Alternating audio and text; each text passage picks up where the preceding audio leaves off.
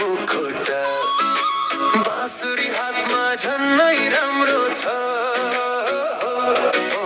मखन चोरी खाएर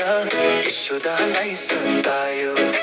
लीला गरी सबैलाई देखायो कृष्णजीको शिरैमा झलमल मुकुट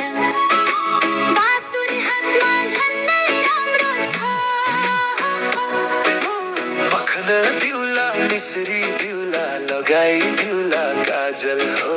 तिमी बाहेक हाम्रो को छ